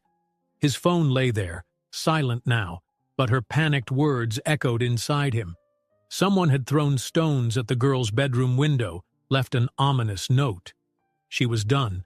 She was leaving. He pulled up outside Serena's apartment building and leaped out, slamming the car door before racing inside. The lobby stood quiet and deserted except for a flickering overhead light. Every muscle in his body tensed as he remembered the last time he'd rushed here, only to find Tim Bailey lurking. Tonight the walls felt even more oppressive. Reaching her floor, he found Serena's door ajar. A single lamp glowed in the living room, revealing open suitcases scattered across the floor and clothes hastily tossed inside. The smell of tears and raw fear hung in the air. He called her name, voice breaking with urgency. She emerged from the girl's bedroom, pressing a small jacket to her chest. Her eyes were red-rimmed, hair disheveled. The twins hovered behind her, clinging to the doorframe, their tiny faces mirroring a mixture of confusion and fear. "Gavin," Serena said, relief and strain mingling in her tone. "I didn't want you to find out like this, but it's too dangerous now." He stepped closer, trying to calm his breathing. "Are you okay? Did you see who did it?" She shook her head. "I heard something clattering against the window and found a couple of rocks on the sill. Then, on the main door downstairs, someone left a note saying we should stay away from you or else." Her voice trembled, echoing with anger. "I won't let my daughters live like this." Gavin walked to the couch, where a small backpack lay half-zipped. He ran a hand over it, realizing how real this was. Serena was truly preparing to flee in the middle of the night, with the twins rubbing sleep from their eyes just a few feet away. "You can't just vanish," he said, struggling to keep his voice steady. "You told me about them. You let me be part of their lives. I won't lose you again. Not like this." She closed her eyes, tears threatening. "If I stay, who knows what will happen next? Tim Bailey won't stop. Whoever's behind him won't stop. My girls come first, and I can't risk them getting hurt." One of the twins left the safety of the doorway and padded over, her pajamas rumpled. "Mommy?" she asked in a quavering voice. "Are we going somewhere?" Serena knelt to cup her daughter's cheek. "We might, baby," she whispered. I'm trying to keep you safe." Gavin joined them, heart twisting at the sight of such innocence tangled in adult problems. He crouched down, his gaze moving from the child to Serena. "Let me help," he said gently. "Don't run off alone. If someone threatened you, I can—" "How?" Serena cut in, her voice cracking. "Security guards? More lawyers? That won't stop a brick flying through the window. It won't erase the terror every time I hear footsteps in the hallway." He rubbed his face, frustration warring with the raw desire to protect them. "We'll take the girls somewhere safer. I have resources, private properties, a place nobody knows about, at least until we figure out who's orchestrating this." She stood, biting her lower lip. "And what happens when Tim tracks us down there too? I can't keep yanking the girls around from one hiding place to another. It'll ruin their childhood." "It doesn't have to be forever," Gavin pressed. "Just until I find proof of who's paying Tim. If we can expose them, we could shut down his assault in one go." Serena bowed her head. The enormity of the choice weighed on her. I'm so tired, Gavin." He looked at the twins, who clung to each other with wide eyes, uncertain and afraid. Every fiber in him flared with protectiveness. "I know," he said softly. "Let's at least talk it through before you pack the car and vanish." She exhaled, shoulders sagging. "Fine. But I won't stay if I sense it's still too dangerous for them." Gavin nodded. "Then let's do what we can right now. We'll have my security team watch the building, and first thing tomorrow I'll push for a restraining order. We'll ask the police to investigate the note. Anything to buy us time." He glanced around the partially packed suitcases. "And if it still looks bad, we'll go somewhere else together." Serena's eyes flickered with cautious hope. "You'd come too?" He swallowed, noticing the quiet sobs stifled in the twins' throats. "I'm not leaving you alone to run. I care about you. All of you." She set the jacket aside and wrapped her arms around herself, shivering. "All right," she conceded, though apprehension still weighed on every syllable. They spent the next hour unpacking the girls' clothes, reassuring them that everything would be all right. Serena tucked them back into bed with a story, though her voice shook at the edges. Gavin waited in the living room, scanning the street below through a crack in the curtains. A single car occasionally passed, headlights bright in the gloom, but no sign of Tim or any unknown figure. Relief mingled with distrust. He knew better than to let his guard down. When Serena emerged, her face was drawn. "They're asking if you'll still be here in the morning," she said quietly, as if the twins could hear every word from their bedroom. "They want you around." A pang struck Gavin's chest. The thought of being wanted by his daughters after so many lost years filled him with gratitude and remorse in equal measure. "I'll be here," he promised. "If that's all right with you." Serena opened her mouth to respond, but was interrupted by the buzz of her phone on the coffee table. She glanced at it warily. "It's the landlord," she said, answering with tension in her voice. Within seconds, her expression fell. "What do you mean you're worried about more damage?" She paused, listening, then sighed. "No, I understand. I'll keep you updated. Thanks for calling." She ended the call and dropped the phone onto the couch. "He saw the broken glass on the walkway under our window. He's nervous about reporters swarming. He told me to be mindful of the disturbance." She scoffed bitterly. "As if it's my fault." Gavin placed a hand on her shoulder. "It's not your fault. You're being harassed. The landlord has no right to pressure you." She laughed without humor, tears brimming. "Yeah, well, tell him that." They lapsed into a lull of exhaustion. At midnight, Gavin offered to stay on the couch, just in case. Serena hesitated, then nodded, too drained to argue. While she retrieved a spare blanket, Gavin sent a message to his security contact. "Be outside building by sunrise. Keep watch discreetly." The night stretched on in uneasy silence. Every now and then, Gavin jolted awake at the faintest noise from the street, imagining Tim's silhouette. But each time he found only the hush of sleeping neighbors and the distant hum of passing cars. Around 4 in the morning, he dozed off for a while, the tension momentarily yielding to exhaustion. When dawn finally broke, Gavin checked his phone to confirm that the security detail had arrived. A short message from them read, "In position. All clear so far." He breathed a sigh, hoping Serena and the twins could rest a bit without fear. He rose to see the sun's rays filter through the curtains, dust motes drifting in the golden light. The apartment door rattled softly, and he turned to see Serena stepping into the living room. She still wore her pajamas, hair messy from fitful sleep, but her eyes shone with a fragile determination. "Thank you," she said, voice low, "for staying." He nodded. "I wouldn't be anywhere else." They spoke in hushed tones, making coffee in the cramped kitchen so as not to wake the girls. Now and then, Serena's shoulders trembled with the memory of the night before, and Gavin would rest a gentle hand on her back, offering wordless solidarity. By the time the twins woke, they found the table set with cereal bowls, the morning sun glinting through the window. They blinked at Gavin, half surprised and half delighted he was still there. The older one rubbed her eyes, mustering a small smile. "Good morning," she said shyly. Gavin grinned, heart warming. "Morning. You sleep okay?" She nodded.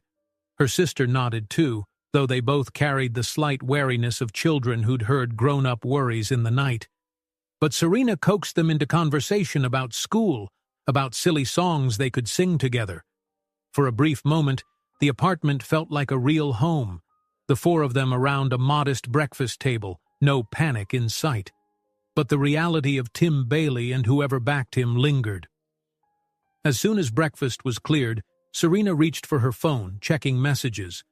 With a tight sigh, she said, "I need to figure out how to handle the landlord, and I can't keep the girls at home 24/7. They need to go to school, see their friends." Gavin nodded. "I'll have one of my security people discreetly trail them. No one has to know, but it's safer than letting them walk around unprotected." Serena's eyes flickered with resolve. "We'll try that," she said. "But if it doesn't work, I won't hesitate to leave. I can't put them through another attack." Gavin started to protest, but then he stopped. Her words were a solemn vow. She loved her daughters fiercely and would do anything to ensure their well-being. He had no right to question that, only to promise he'd do everything possible to keep them all safe. Before he left for work, he walked Serena to the door, an unspoken tension hanging in the air. "I'll call you later," he said softly, "and I'll push harder to find out who's behind Tim's campaign." She nodded. "I appreciate it. Just be careful." He gave her a final nod, stepping into the hallway. The security guard at the building's entrance acknowledged him with a subtle tip of the head, confirming that he was on watch. It wasn't a perfect solution, but at least it gave Serena some breathing room. Gavin only hoped it would buy him enough time to uncover the real culprit behind these escalating threats. As he stepped outside, the morning light felt harsher than usual, the sky too bright for the uncertainty that hovered in his thoughts. His phone buzzed with countless notifications, investor demands, PR queries, a swirl of corporate noise. But behind it all, he saw an image of Serena, packing suitcases in the dark, fear etched on her face, and he knew this was far from over. He climbed into his car, heart heavy, mind resolved. One thing was certain, he would not let them slip away again, no matter what Tim or anyone else threatened. They deserved a future free from chaos, and he intended to find a way for them to have it. Just as Gavin closes the door, Serena receives a mysterious text. "We know where you'll run. You can't hide." Her face goes pale. Their escape plan might be compromised already. Gavin's breath caught when he saw the text that had lit up Serena's phone, threatening that whoever was behind all this already knew her plans to flee. She stood in the apartment doorway, eyes wide, knuckles turning white around the phone. A chill seemed to pass between them. "We can't stay here," she whispered, stepping back into the living room where suitcases were still half-packed. The twins were in another room, not quite understanding the new wave of dread blanketing the apartment. He steadied her with a hand on her shoulder. "Let's breathe for a second," he said gently. "Remember, we're not alone in this. Security is outside. I'll call them. Maybe they can trace the message." Serena exhaled shakily. "Sure, let's try." She handed him the phone, biting her lip as she glanced at the suitcases again. "I really want to go, Gavin. It's only a matter of time before something worse happens." He nodded, not knowing how to assure her that everything would be all right. In truth, he felt as though the walls were closing in, yet he forced a calm front, punching in a call to his security contact. As he spoke, Serena hovered beside him, eyes darting to the children's bedroom door. He explained the threatening text, the near-constant sense of being watched. The security officer said they'd do what they could to investigate, but these messages often came from burner phones, a dead end. Hanging up, he turned back to Serena. "They'll look into it," he said softly. "For now, let's stay alert. No sudden moves until we know more." She pressed her lips together, torn. Finally, she nodded. "All right," she whispered, "but I won't wait around if anything else happens." "I understand." They lingered there, the tension thick. Outside, the late morning sun filtered through the blinds, but it felt more like twilight inside the cramped apartment. Eventually, the twins emerged, cautiously peeking around the corner. Serena forced a small, reassuring smile, inviting them to the kitchen for breakfast. Gavin put on a brave face as he helped pour cereal, but inside, his thoughts were already spinning toward the next problem. Tim Bailey's relentless pursuit, the investor doubts, and that anonymous sponsor who seemed intent on destroying him. He excused himself to the hallway, stepping outside for a moment to gather his thoughts. The day had barely begun, and he felt battle-worn. A text from his CTO buzzed on his phone, asking him to come by the office to review some urgent documents, something about a sudden spike in suspicious online mentions of their upcoming product. Gavin sighed. This was precisely the kind of problem that could snowball if left unattended, and the timing was too coincidental to be just internet chatter. He stuck his head back inside the apartment. "I need to handle a crisis at work. Will you be okay here?" Serena frowned, tension crossing her features. "Just don't disappear for too long." "I won't." He said goodbye to the twins, pausing to rest a comforting hand on each daughter's shoulder. Their trustful eyes reminded him of all he had to protect. Then he hurried out, scanning the street before driving off, mindful of any trailing cars. At the office, the tension was just as thick. Whispers floated among employees. Some stared at Gavin with uneasy curiosity. Others hurried past him as if not wanting to get sucked into any drama. He kept his head high, stepping into his CTO's corner office. She pushed a stack of printouts across the desk. "These are from the marketing team's monitoring tools. Tim Bailey's blog has been teasing a major exclusive connected to you. It went viral overnight. People are posting rumors that you had prior knowledge of Serena's pregnancy, like you abandoned her on purpose." Gavin's heart pounded. "That's ridiculous, I never knew. Serena only told me recently." His CTO nodded. "I believe you, but there's talk of an email chain that allegedly proves you were aware of it. Bloggers are already calling you a deadbeat dad. If Tim actually publishes anything tangible, it'll be a feeding frenzy." She paused, scanning his face. "Could these emails be real? Did you—" "No," Gavin said firmly, though the flicker of doubt in her eyes stung. He remembered Tim's hints about a bigger plan. They must have forged something, or they have a partial conversation that's twisted out of context. He glanced at the printouts, dread creeping in. Either way, the damage could be huge. She set her jaw. We'll fight it with facts, but once something hits the internet, it spreads fast. You'll need a strong rebuttal. And if Tim's got this so-called evidence, you might want to confront him directly. Gavin rubbed his temples, exhaustion creeping in again. We can't let him or his backers sabotage everything we've built. Agreed, she said. But be careful. Don't give Tim more ammunition. A few hours later, Gavin's phone buzzed with a curt text from an unknown number. Parking garage, west on 9th, 6 p.m. Come alone if you want to see the emails. He stared at the message, heart thumping. The sheer arrogance told him this had to be Tim, or maybe someone close to him. Part of Gavin knew it was likely a trap, but he couldn't let false evidence circulate unchecked. He left the office at dusk, ducking into his car with adrenaline coursing through his veins. The city lights flickered on as he navigated busy streets. Office towers receded behind him, replaced by aging brick walls and warehouses near west on 9th. Eventually, he spotted a nearly empty parking garage. It stood silent, levels lit by sputtering fluorescent bulbs that cast long, eerie shadows. He parked on the ground floor, stepping out cautiously. A single figure stood near a concrete column, arms crossed. As Gavin approached, he recognized Tim Bailey's silhouette, the faint glow of a phone in the reporter's hand. "Brave of you to show up," Tim drawled, his voice echoing in the cavernous space. "I guess you care enough about clearing your name." "I'm here for answers," Gavin said tightly. "These emails you're talking about, where'd you get them? Because they're fake." Tim cocked his head. "They sure look real to me.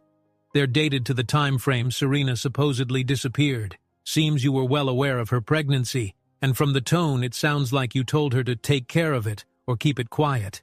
"Harsh words, Gavin." Gavin's stomach roiled. "That's a lie." He took a step forward, anger flashing in his eyes. "Show me." Tim held out his phone, letting the screen's glow reveal a thread of messages labeled with Gavin's name. The text read like a smoking gun, references to the baby, disclaimers that the timing was inconvenient, lines about needing no distractions for the next quarter. Gavin's pulse hammered as he read, horror etched on his face at the forging of his tone. "These are not from me," he rasped. "Someone's setting me up." "Maybe," Tim said with a shrug, pulling the phone back. "But they've got timestamps that match your email signature, a domain that looks legit." "I gotta admit, they'd hold up to a casual observer."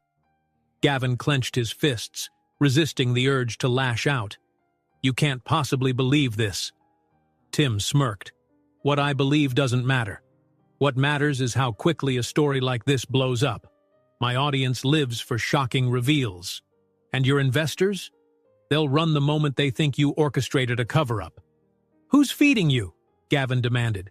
"You've got a sponsor, right? Someone who wants my company to crash." Tim slid his phone into his jacket. "Guess that's for me to know. I'm just a journalist, though I do enjoy a good payday." He took a step back.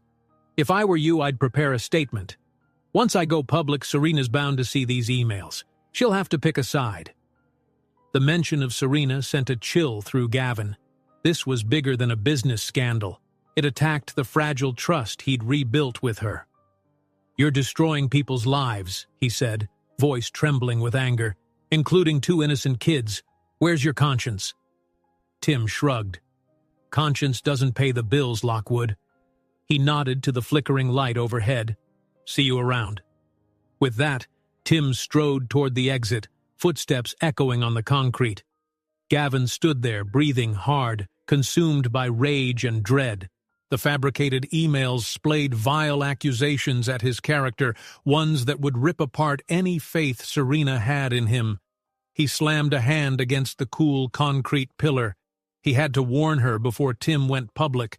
had to get a digital forensics team to debunk these forgeries. But how quickly could that be done? And would the truth matter once the rumor took flight online?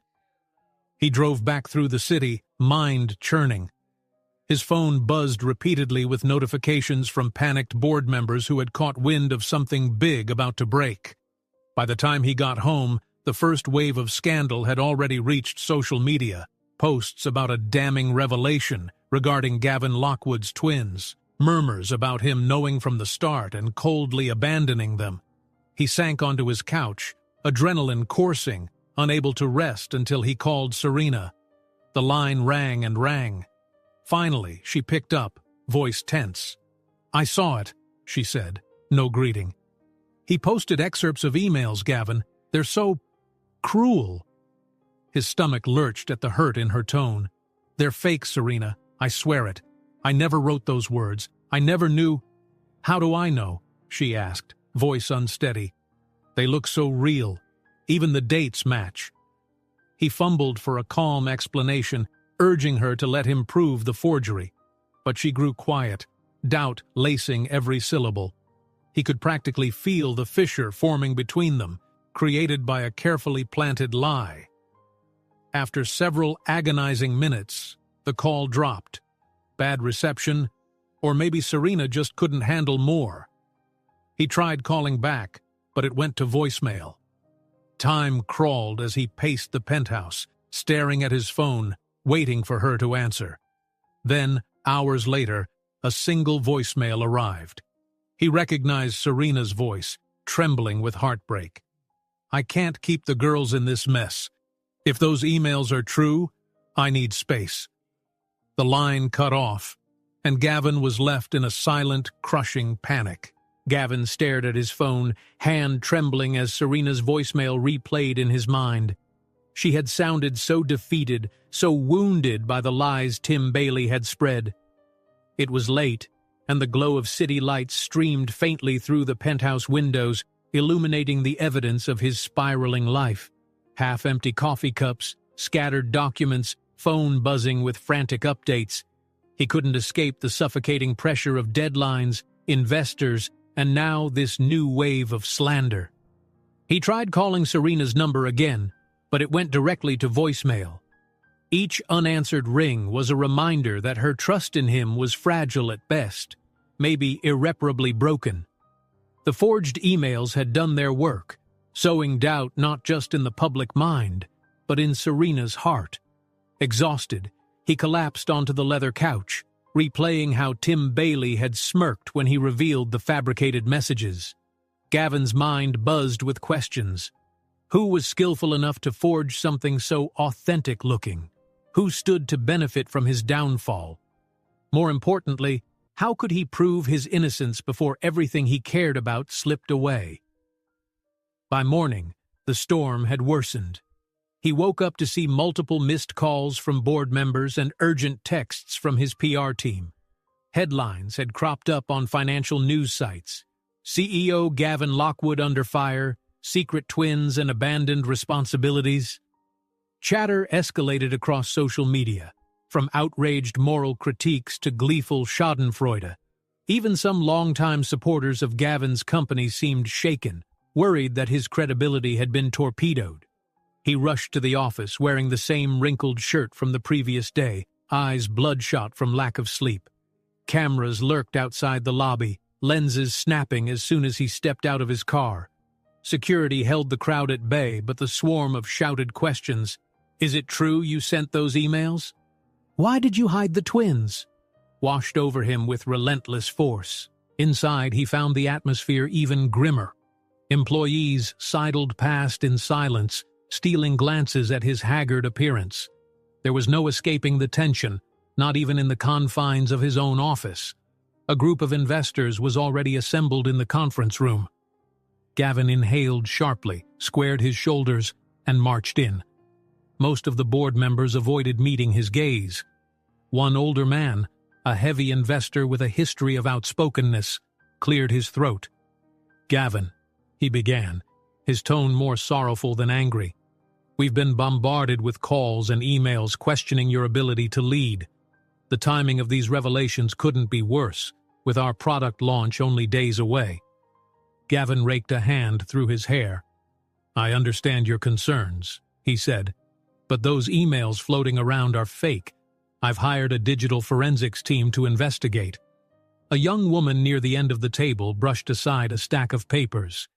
"We keep hearing that, but the evidence seems damning, and your personal life is overshadowing everything. The stock is already taking a hit." Gavin's jaw tensed.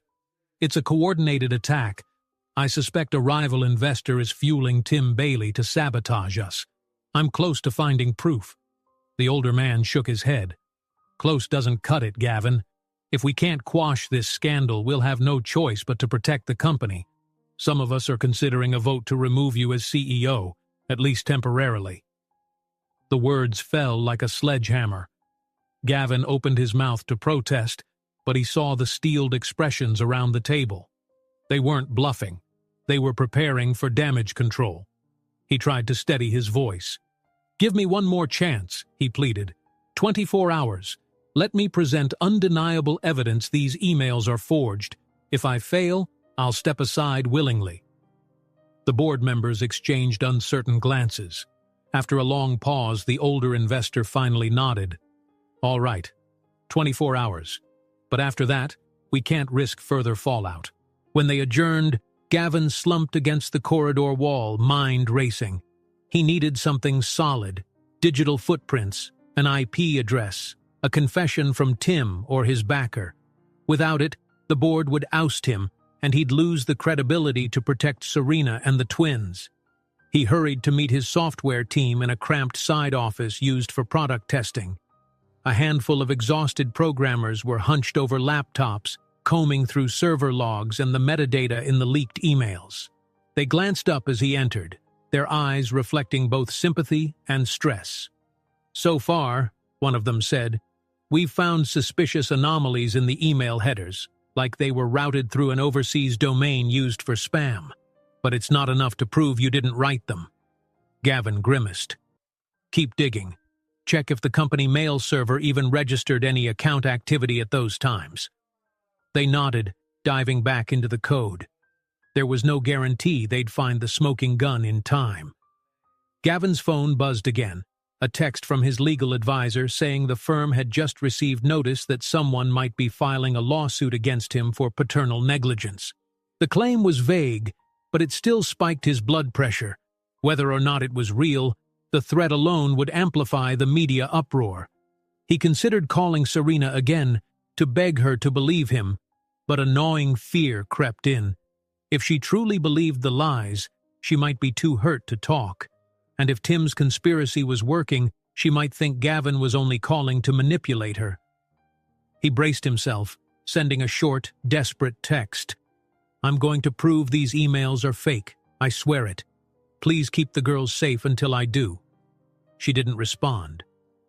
The hours bled into the afternoon. Gavin felt besieged by both personal and professional crises. A few employees asked if they should postpone the product launch.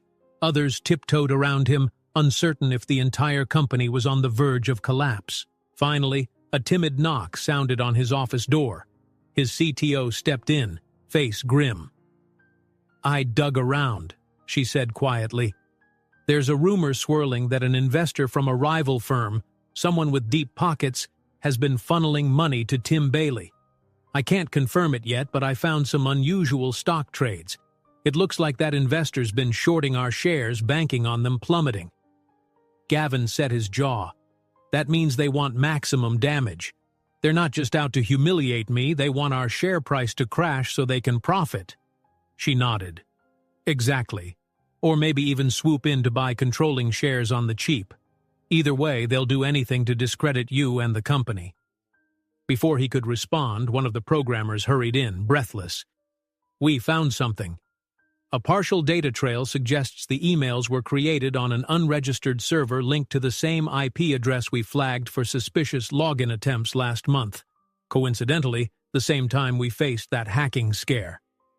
Gavin's pulse quickened. "That's huge. Can we tie it to Tim or the rival investor?" "Not conclusively, but it's a lead.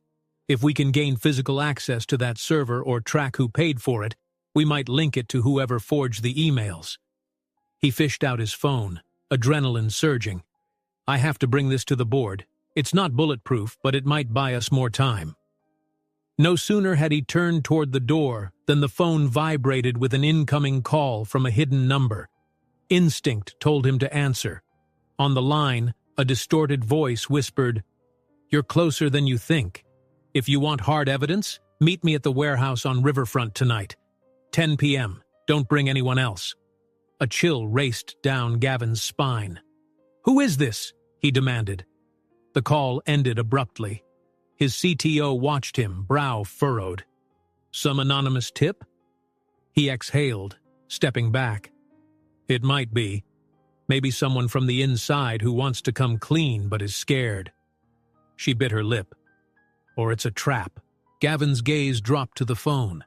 The entire situation seethed with danger and deception, but he couldn't ignore a direct lead that might clear his name. If there was even a slim chance, he had to take it. For Serena, for the girls, for the company teetering on the brink. He paced the office, heart pounding, until another text pinged. No cops, no backup. Come alone. The address was near the old industrial district, far from the usual bustle. It matched the location Tim had used once or twice for shady meetings. But this was different. His mind raced with conflicting thoughts. The risk of going alone, the possibility of confirming once and for all who was paying Tim to sabotage him, and the fear that he'd arrive only to be confronted or blackmailed again. Yet the alternative, doing nothing, guaranteed he'd lose everything. Just as he set the phone aside, it buzzed again. This time, no distortion, just an unknown number. When he answered, a trembling voice said, "Gavin, I can't keep this secret. The rival investor is meeting Tim Bailey at a private warehouse tonight to finalize their arrangement. If you want to save everything, you have to go now." Gavin gripped his phone tightly, adrenaline pulsing with each heartbeat as he read the urgent message. The rival investor is meeting Tim Bailey at a private warehouse tonight to finalize their arrangement. If you want to save everything, you have to go now. He stood in his office's dim corridor, heart hammering in his chest. This was it, his last chance to uncover the truth behind the falsified emails that had nearly destroyed his life. Without proof, the board would have him removed by tomorrow. Without proof, Serena and the twins might slip away for good, believing he'd knowingly abandoned them. He slipped out of the building quietly, not wanting to draw attention from co-workers or lingering reporters. The night sky was a tapestry of murky clouds and a waning moon. His car's engine roared as he headed to the industrial district, a part of town dotted with silent warehouses and unlit streets.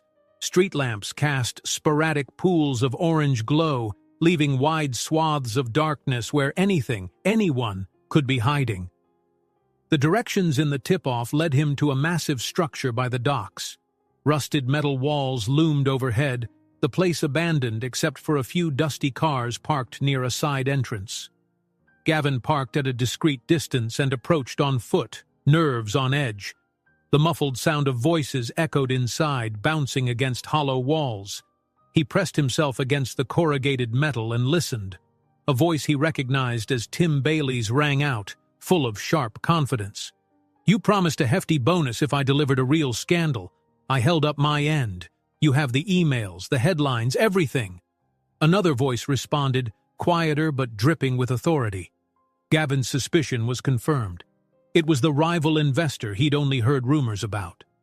"Our arrangement was you'd ruin Gavin's reputation, drive down the company's value, create chaos. I want to buy in at a fraction of the current share price, then push him out. But the stock hasn't crashed as much as we need. He's fighting back." Tim scoffed. "He can't prove a thing. Those emails look rock solid. But that forensics talk is getting loud. If they trace it back to this place, we'll both be exposed." Gavin's chest tightened. So this was the core of it, a conspiracy that meshed corporate greed and personal vendetta. They wanted to buy his startup for cheap, faking emails that painted him as a cruel, uncaring father to tank the company's public image. He steadied himself, swallowing the anger that roiled within him. Peeking in through a grime-streaked window, he saw Tim and the rival investor standing near a makeshift table littered with papers and a laptop. Tim's camera sat to one side, still wearing its attached microphone like a prize weapon. Gavin realized if he could capture them on video, admitting to the forgery or the sabotage, that alone would be a powerful counterattack. But he had to be careful. Storming in without a plan might leave him empty-handed. He crept around to an unlatched door, carefully easing it open. Inside, the space smelled of old oil and damp concrete. He hid behind a towering shelf filled with rusted equipment, heart pounding as he activated the camera on his phone. All he needed was a few sentences of confession, something that would prove their collusion. He listened as the investor's impatient tone rose. If Gavin manages to prove those emails are fake, this entire operation collapses. We need more, or we leak something even bigger. Tim's laugh was hollow. I've already used every trick. Without new material, I'll just milk the scandal we have. The public loves a good fatherhood drama, especially if they think he walked away from his own kids. Anger flared in Gavin's gut. The lines about his daughters made his blood run hot. He watched, phone camera rolling, capturing each admission. He waited until he had enough to obliterate their scheme. Then he stepped forward, voice echoing through the silent chamber. That's enough, he said, every syllable taut with fury. I've heard all I need. Tim whirled around, eyes widening when he realized Gavin was filming. The rival investor took a step back, face twisting with fury. Me, Gavin finished, advancing slowly, phone held high. Looks like the real scandal is right here, a coordinated effort to destroy my name and cripple my company. Tim made a grab for the phone, but Gavin jerked his arm away. Stay back, he warned, voice shaking with pent-up emotion. I'm done letting you intimidate me or my family. The investor cursed under his breath, adjusting the watch on his wrist in a show of bravado. We can work something out, he said, forcing a thin smile. You're a businessman, Lockwood. You know how deals go. Gavin shook his head, heart pounding. Not this kind of deal. You targeted my children, forged evidence to make me a villain. There's no walking that back. He tapped his phone, ensuring it was still recording. I have you both on camera discussing your entire scheme. Tim's face went pale, all his cocksure swagger gone. You can't prove we forged anything, he spat desperately, but it was hollow. He glanced at the investor, who looked equally stunned.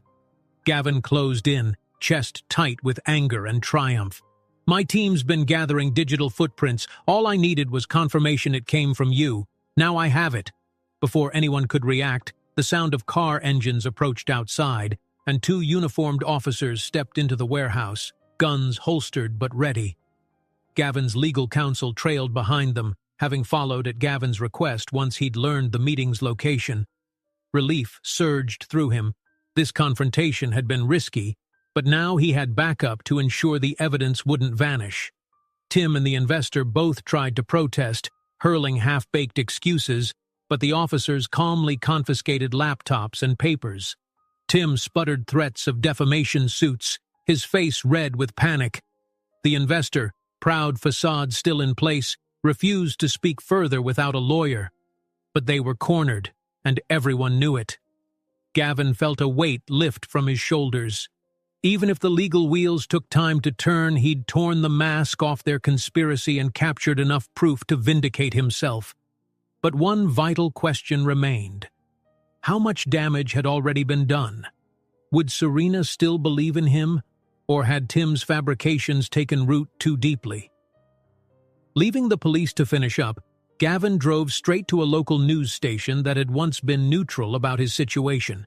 Despite the late hour, an after-hours producer scrambled to assemble a camera crew when they saw the raw footage Gavin carried. The on-air anchor recognized the explosive potential of the story. A rival investor caught plotting to sabotage a major tech startup, forging personal emails to publicly shame the CEO. By the time the segment went live, Gavin was seated under bright studio lights, adrenaline coursing through him. The anchor gave him a chance to speak. With every camera lens pointed his way, he explained, voice hoarse with relief, how the emails had been forged, how Tim Bailey had used them to incite scandal. He maintained a calm composure until the anchor showed the snippet of Tim's recorded admission. The public loves a good fatherhood drama, and it was all there, undeniable. Within minutes, the breaking story spread online. Reaction was swift. Outraged tweets directed at Tim, at the investor, messages of apology from those who had doubted Gavin. It wasn't a complete restoration of his reputation yet, but it was a start, something he could build on.